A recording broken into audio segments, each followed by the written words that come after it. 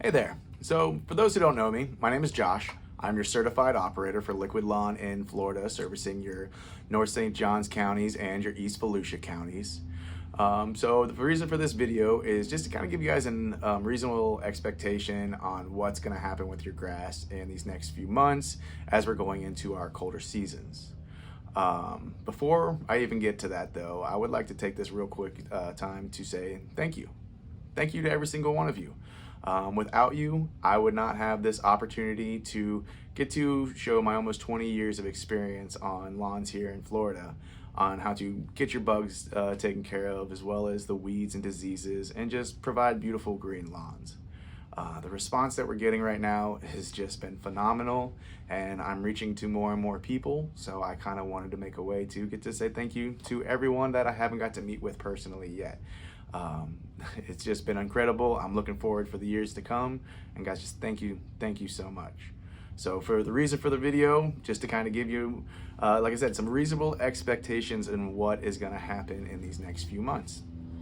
So we're going into our time change this weekend. Clocks are getting set back.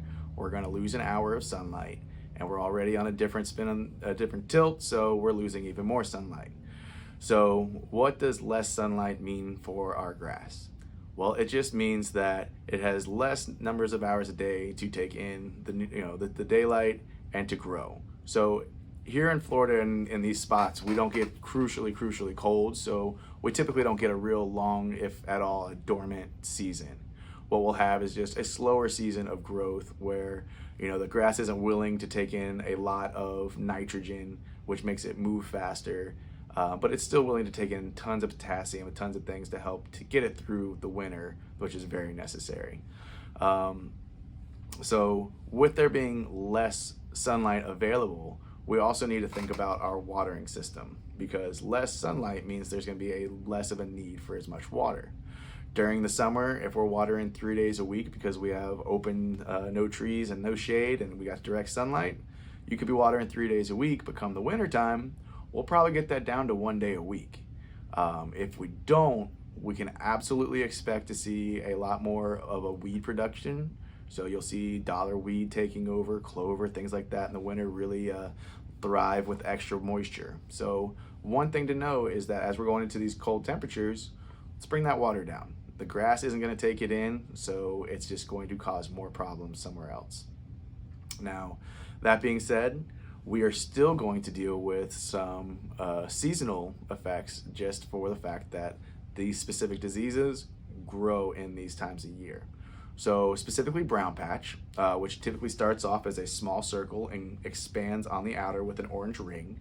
That is seen in a lot of places where there's been too much water, but that even being said, it can be neutralized with a fungicide. That neutralization is going to get your grass to stop being infected, but not necessarily get the color back right away. With it being warm season grass, that's what it needs to thrive and grow. So in Florida, we might get a few weeks of some 80 degrees again during the winter.